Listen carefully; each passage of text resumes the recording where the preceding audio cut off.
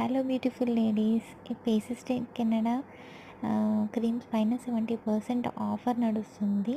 ఈ ఆఫర్లో తీసుకుంటే మనకు చాలా తక్కువ ప్రైస్లో కాంబినేషన్స్ వస్తాయన్నమాట. ఒక స్ట్రోప్ క్రీమ్ అండ్ ఇంకోటి వచ్చేసి faces Canada all day hydrated మ్యాటివ్ ఫౌండేషన్.